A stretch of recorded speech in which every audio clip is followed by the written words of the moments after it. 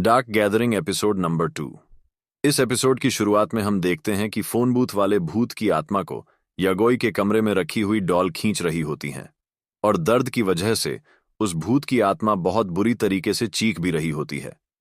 इसके बाद अगले सीन में जब कीटारो वापस से इको के घर जा रहा होता है, तब वह सोचता है, मुझे भूतिया चीजें बिल्कुल भी पसंद नहीं है।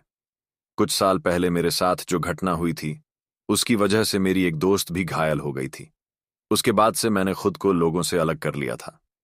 बहुत समय बाद मैंने वापस से नॉर्मल जिंदगी जीना शुरू किया है और मुझे एक पार्ट टाइम जॉब भी मिल गई है, पर मैं गलत जगह फंस गया हूं। हम देखते हैं कि केटरो एइको के घर पहुंच जाता है।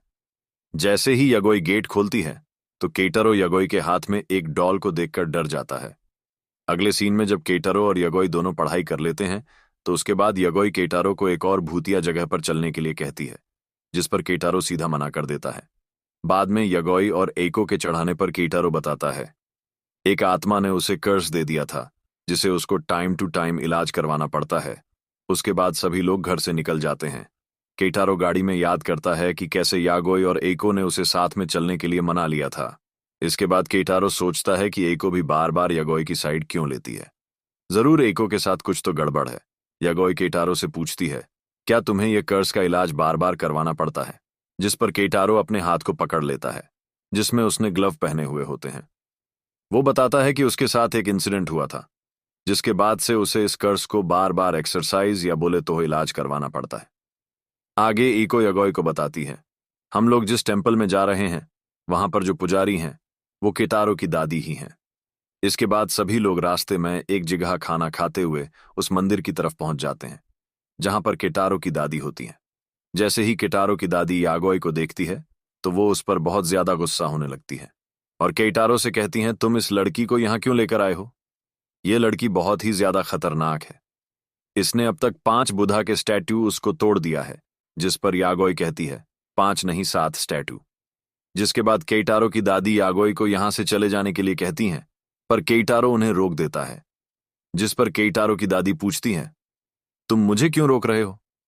केटारो कहता है, यागोई मेरी स्टूडेंट है और मैं अभी अपनी सोशल स्किल ठीक करने पर काम कर रहा हूं। यह सुनकर दादी का गुस्सा ठंडा हो जाता है और वह यागोई को वार्निंग देकर छोड़ देती हैं। उसके बाद दादी केटारो से कहती हैं, चलो तुम मेरे साथ आओ, कर्ज को एक्सरसाइज या इलाज करवाने का समय आ चुका है।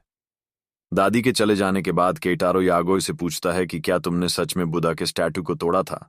जिस पर यागोई बताती है उनके अंदर बुरी आत्माएं कैद थीं और हो सकता है कि उन्हीं में से एक ने मेरी मम्मी को कैद कर लिया हो। ये सुनते ही केटारो को एइको की बात याद आती है। अगले सीन में हम देखते हैं कि केटारो की दादी केटारो के हाथ पर कर्ज को एक्सरसाइज कर रहे होते हैं। दादी केटारो को बताती हैं, डेली मेडिकेशन, योगा और अच्छा खाना खाने से दिमाग और शरीर दोनों हेल्थी रहते हैं, जिससे भूत तुम पर आसानी से कंट्रोल नहीं कर पाएंगे। केटारो सोचता है वह कभी भी वापस से नॉर्मल जिंदगी नहीं जी पाता अगर उसकी दादी उसकी मदद नहीं करती। उसकी दादी ने उसे रिकवर होने में बहुत ज्यादा मदद करी है। इसके बाद दादी एक तलवार निकालती हैं। हम देखते हैं कि यागोई बाहर से कमरे में झांकने की कोशिश कर रही होती है। एइको यागोई को रोक देती है और उसे केटारो के कर्स वाले हाथ की फोटो दिखाती है। हम देखते हैं कि केटारो के ग्लव वाले हाथ पर सफेद रंग की बहुत सारी नश होती हैं। एइको बताती है ये नश जब बड़ी हो जाती है तो इससे बहुत ही ज्यादा दर्द होता है, इसीलिए केटारो को बार बार यहां आना पड़ता है। दादी एक पवित्र तलवार से मंत्र पढ़ते हुए इन नसों को धीरे धीरे काट देती हैं। जब यागोई केटारो के हाथ की फोटो देखती है तो वो कहती है, यहां पर कुछ तो गलत है। अगली सीन में हम देखते हैं कि कर्ज की एक्सरसाइज होने के बाद केटारो और दादी एक जगह पर बैठे होते हैं और दोनों ही लोग बहुत ही ज्यादा थक गए होते हैं। तभी वहां पर आइको और यागोई आ जाते हैं। केटारो वहां से बाथरूम के लिए चला जाता है। केटारो की कटी हुई नसों को देखकर यागोई दादी से कहती है, क्या मैं इन्हें ले सकती हूं? जिस पर दादी मुंह बनाते हुए कहती हैं, जरूर, तुम्हें ये भूतिया चीजें बहुत ज्यादा पसंद हैं। उसके बाद दादी यागोई और एइको को एक कहानी सुनाती हैं कि इस मंदिर में लोग अपनी भूतिया डॉल को देने के लिए आते हैं। इन सब में सबसे खतरनाक डॉल मंदिर के तलघर में रखी हुई है। उस तलघर में कोई नहीं जाता है और हम लोगों को भी वहां जाने के लिए मना करते हैं।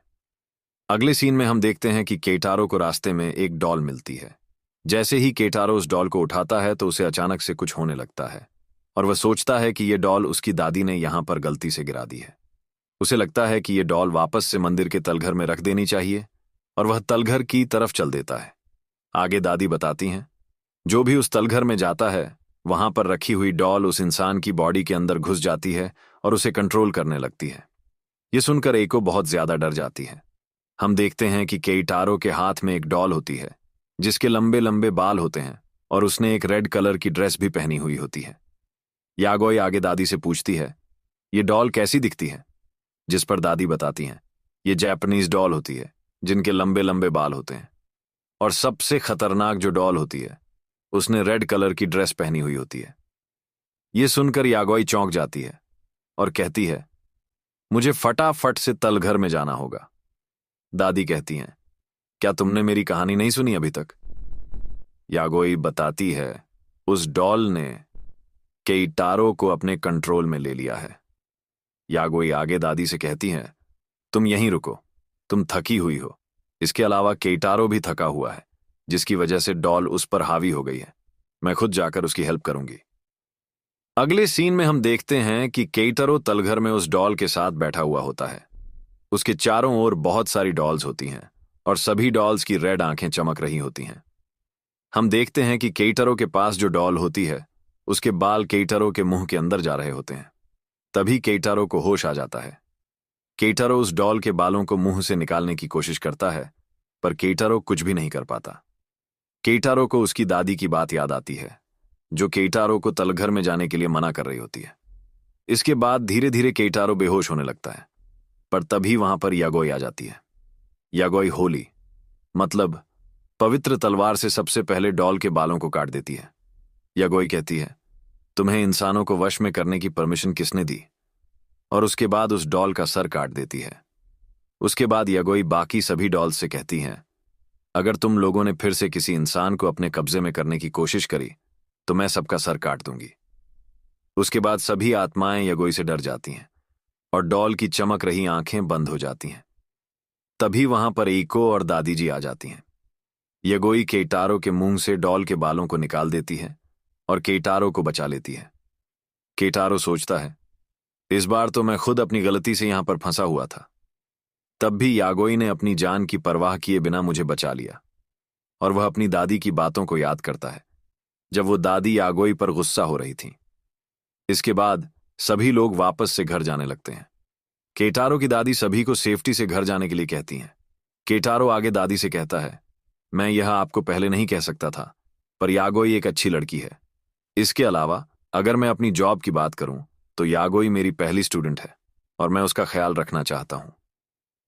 यह सुनकर दादी चौंक जाती हैं। उसके बाद दादी कहती हैं, जो बुद्धा के स्टैच्यूज इसने तोड़े हैं वह इसे परेशान करेंगे। उनसे बचने के लिए तुम लोग यहां से जाते समय कोई गिफ्ट ले लेना और उनकी प्रार्थना करना। दादी आगे कहती हैं, केइटारो, तुम भूतों को महसूस कर पाते हो, यह कोई बुरी बात नहीं है। इसका यूज करके तुम अपनी फैमिली और दोस्तों को बचा सकते हो। और अगर कुछ होता है तो फिर मैं तुम्हारे साथ तो हूं ही। मैं तुम्हारी देखभाल करने के लिए हमेशा रेडी हूं। इसके बाद सभी लोग घर के लिए निकल जाते हैं। केइटारो यागोई को बुद्धा के छोटे छोटे स्टैच्यूज भी खरीद कर देता है, जिनको देखकर यागोई खुश हो जाती है और केइटारो से कहती है, इसके बदले मैं तुम्हें अपने रूम में अपनी डॉल का कलेक्शन दिखाऊंगी। ये सुनकर केइटारो सोच में पड़ जाता है। अगले सीन में सभी लोग घर पहुंच जाते हैं। यागोई केइटारो को अपना रूम दिखाने के लिए लेकर जाती है। जैसे ही यागोई अपने रूम का दरवाजा खोलती है तो सभी डॉल्स कांपने लगती हैं। यह देखकर केइटारो बहुत ज्यादा डर जाता है। केइटारो सोचता है, यह सब कब से यहीं पर था, पर मुझे अब तक महसूस क्यों नहीं हुआ? केइटारो यागोई से डरते हुए कहता है, क्या मैं सही सोच रहा हूं? जिस पर यागोई कहती है, हां, सभी बुरी से बुरी आत्माएं हैं जिन्हें मैंने कैद करके यहां पर रखा हुआ है। इसके बाद यागोई उस डॉल को भी अपने कमरे के एक टेबल पर रख देती है जिसने केइटारो को वश में किया था। केइटारो देखता है कि यागोई ने डॉल का सर उसी की कटी हुई नसों का यूज करके जोड़ दिया है। केइटारो कहता है, क्या तुमने इसके लिए दादी से परमिशन ली थी? जिस पर यागोई कहती है, दादी थकी हुई थी और इसे उनके साथ छोड़ना सही नहीं था। और मैं उनसे बाद में परमिशन ले लूंगी।